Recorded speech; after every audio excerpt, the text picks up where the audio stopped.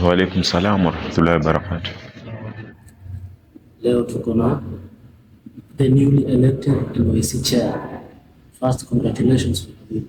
Shukran. And if anyone mwenye labda anakuona for the first time, can you introduce yourself? Thank you very much. My name is Hussein Mahmud, the Nubian Youth Council chair. Apart from being the leader of the community on issues of youths, I'm also a professional doing ICT, specification in security and networks. Tumeona kulikuwa na election NYC. What is the mandate of NYC? For those who are not familiar. The main role that NYC does is to, one, bring the unity of the youths together and focus in making sure that they are supported in issues to do with mentorship programs and the opening of opportunities that come with other organizations within the country. Can you tell us a brief history of NYC? NYC was started by a group of vibrant youths, Nubian youths. That was in 2017. As we remember, by that time we had a lot of insecurity and post-election violence by then. So the Nubian youths came together and secured the interests of the community through making sure they have organized groups within the Kibra village where the Nubians are. And through that they realized that they have united themselves, come together and realized they can come up with an organization which could have done better than working only on issues of security. And that is where today we are able to see NYC. It emanated from the youths who just saw the advantage of coming together and making sure that the community is secured using the Nubian youths. And apart from that, now it's almost 10 years since it was born. And now we are where everyone is able to see the marvelous job that the NYC is currently doing. Actually, I'm now the fourth chairperson of Nubian Youth Council, and yeah. Since NYC has the name Nubian Youth Council, does it mean that its mandate is restricted only to the The name is Nubian. And the main focus is to make sure that we help the Nubian youths and the community at large on issues that affect us as a community. But it does not restrict us from engaging with other communities, other organizations, and even supporting other youths who will bring change to the Nubian community and Kibra at large. So it's open, it's a Nubian, but open to other people in terms of organizations where we can be able to work with them towards actualizing the dream of supporting the Nubian youth and the community at large. Well, in terms of its membership, even executive membership, it's open to one, as long as you are a Nubian youth, 18 to 35, it is open for you. You don't need to have any other qualification apart from being a Nubian youth. That is one. Two, you need to have the passion and the passion to come and work for your community freely. Like for all the youths who have participated in helping the community through NYC, majority of them are people who are decided to do it voluntarily. And we encourage many youths to come and work towards making sure that we support the community through this organization. Apart from the executive level, we also have the board where, one, as long as you are a Nubian and you are able to support NYC, there are few criteria for you to join the Nubian Youth Council board.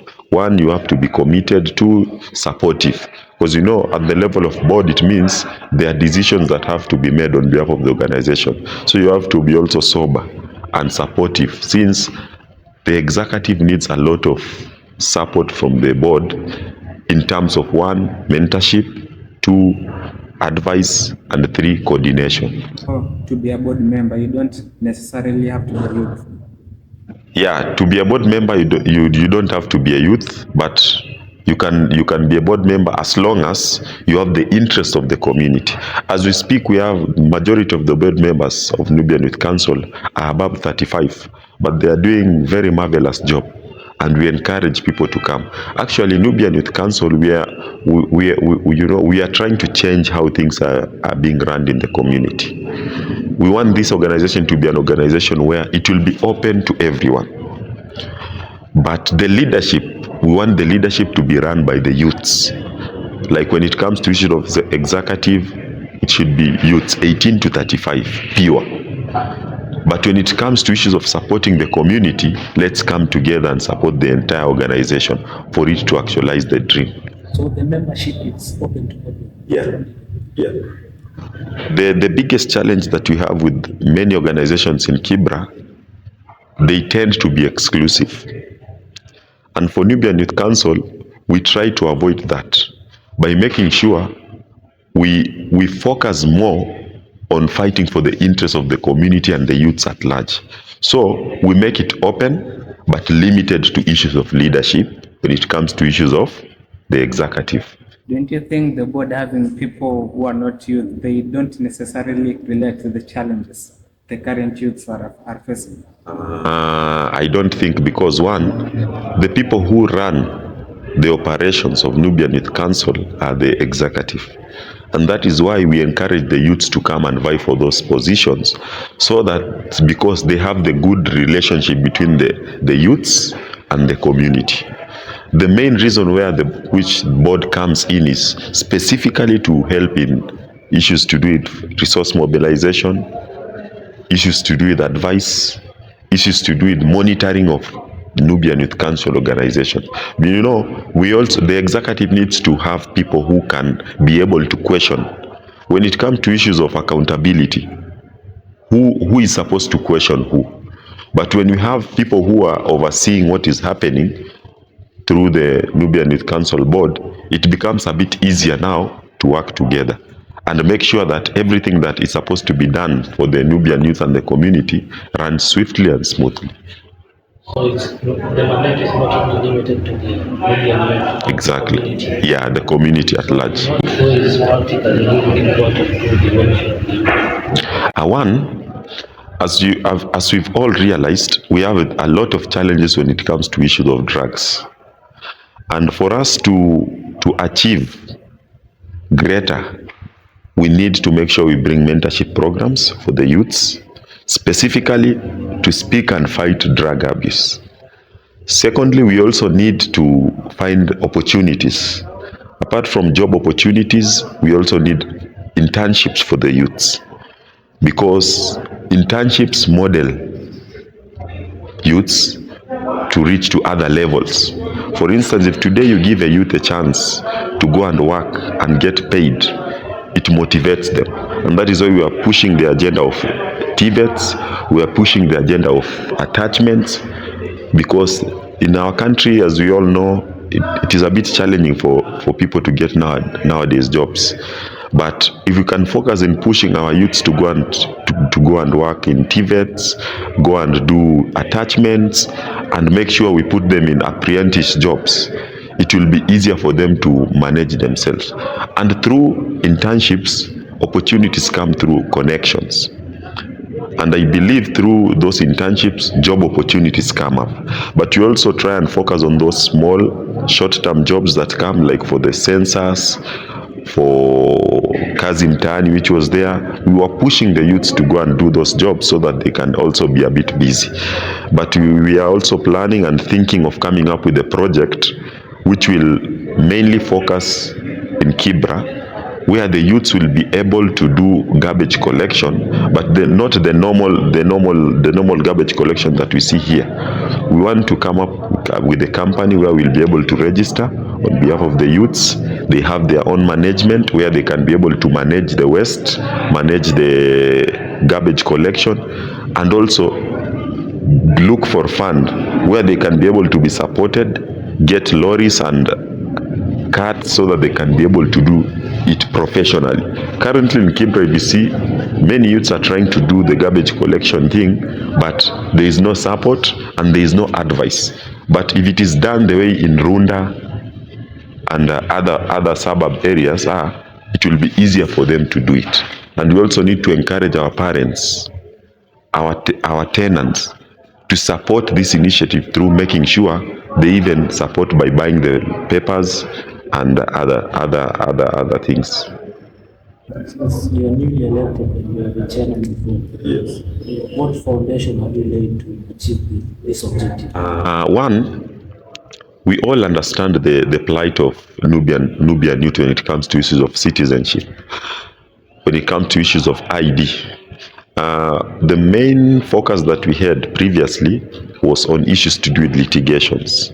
We had several meetings, we had several engagements with different departments in government. Specifically, we had a sitting with the Security Committee of Parliament, and we raised concerns on issues of youth, specifically on issues of ID. We all understand if our youths do not have IDs, it locks them from other opportunities. So our focus mainly was to try and find ways of making sure we fight for the youth to get these IDs. And Alhamdulillah, through friends and other people whom we know, we are pushing them to get so that we can open ways for them, for internships, for job opportunities, and also making sure that they are able to access government services using the IDs which they are not able to get. So, in the last election which you contested for, it was surrounded in controversy, and your main complaint that you found out about the election 3 days prior to. Was it a systematic way for you to be re-elected, or what? No, you know what happens when it comes to issues of elections, it is only the board that does that work. It is not even me or the executive. But what we know, it was open for any youth to come and vie for it, and I did not expect it to be a battle, because this is a community thing, and we need to encourage many youths to come and participate in it. It was of goodwill, and as far as I'm concerned, actually, I did not even campaign because I was mostly out of town doing other things, because I realized it was not a matter of life and death. But what I know, the board did its job.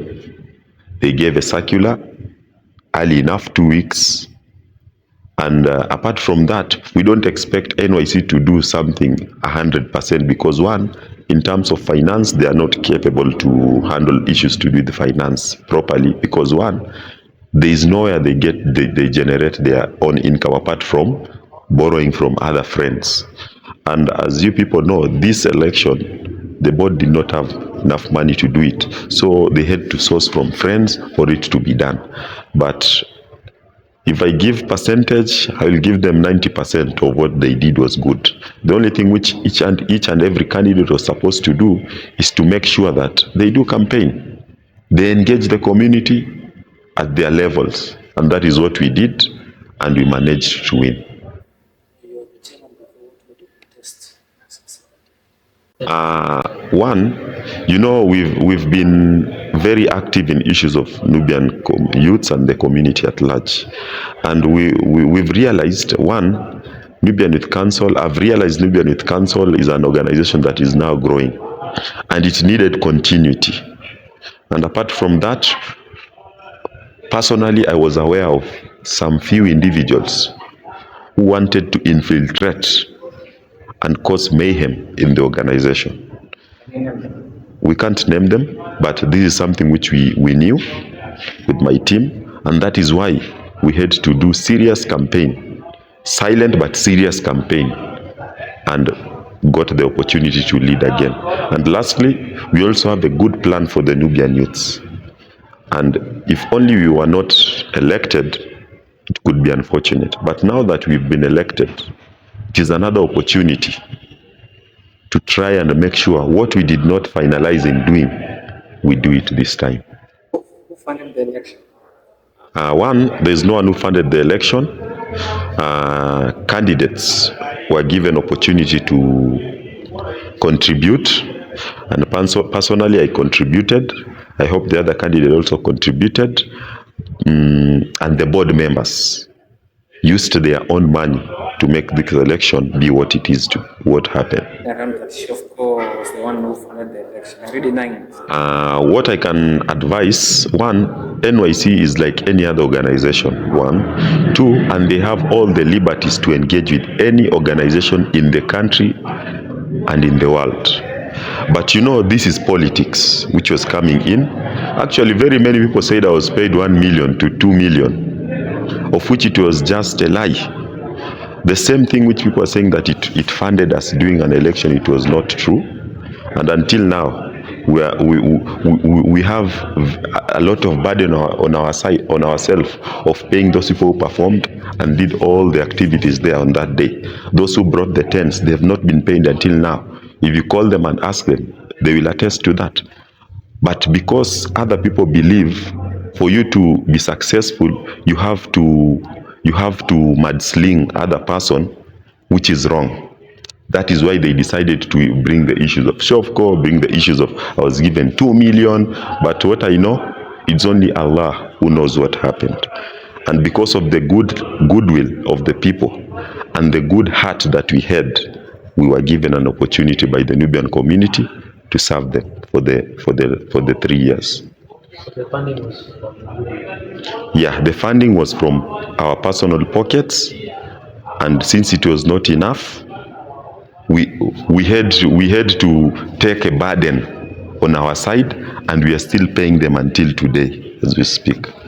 Who conducted the election? The election was conducted by the people who arranged the election were the board members of NYC, but it was during that day of election, the Bawaki team was the one which was handling everything on that day. According to NUSO, the board wrote to them a letter for them to conduct the election. How come they say you flipped them over? Why? That is just a hearsay, and you know, I was not part of the team that was preparing the elections, so I'm not in a position to even tell you what happened on that day. But what I'm aware, a letter was, personally, I even engaged the chairman. I told him, since I'm the current chairman of NYC, I would prefer NUSO to handle the election, and I would need them to make it as transparent as possible. But I can't speak more about it, because the only thing which people need to know, there were infiltrations which wanted to come. And it is very, very absurd that some of those members of the community who wanted to infiltrate NYC were also part and parcel of the team that NUSO wanted to work with. And maybe I think that is why the board decided to go a different way, where as an organization, they have a liberty of looking for other ways of doing their things. If you go outside there, we have very big organizations. They either decide to look for independent body or decide internally on what they will do. And that is why I think, through the wisdom of the board, they decided to engage the team from Bawaki, the likes of Ustad Ahmad, Idris, the likes of Ashraf. Yeah, I think that's why they... There are some election violations spotted. People say that election violations. Like bribery. Election violations. Yes. The campaigning on elections day. Yes. Ballot papers coming in of the election day. Different ballot papers colored and black and white. Yes. Can the election be deemed credible For me, it was credible because, one, personally, I avoided even going to where the people were voting, because I knew the team, the candidates, the team that I was competing with, they had a lot of, I can say, like passion to make things not work. And I realized the moment I would have engaged with them personally, it could go to something different. So I tried to avoid even reaching where people were voting and other things. But what I know, as Nubian Youth Council, we do not have financial muscle. And it became a bit challenging for the board to do the elections. And because they had to look for their own funds, I think that is why they had that challenge of making sure that the ballot papers were ready, all these other things were ready. But what I can assure you, I was also not part of what was happening, because actually I went and even complained to one of the returning officers. Why are they wasting our time? Like, for us, we lost more than 1,000 votes because the people who came to vote for us, they came from 8, but the election started at 8:30. Personally, I had my own tallying center, and all the people who were coming to vote for me were going inside there, registering, then they go to vote. And we realized we lost more than 1,000 votes just because of the delays that was brought by those who were supposed to manage that election. But I did not take it personally, seriously. I did not take it as something that I need to put it in my heart, because one, it was a competition for the community. We did not have to fight, because there is not even a single cent that we are fighting for in NYC. As we speak, I'm the current chair, and or the previous chair. Our account was reading zero by the day that we were doing elections. Alhamdulillah, after we spoke with people, they sent us almost 20,000. That is what we have. But here outside, people are saying that we have millions, we have billions, and maybe that is why they wanted to come and sit and take that seat. But it could be unfortunate, because they could have seen nil inside the bank account. Yeah. What is the term of office?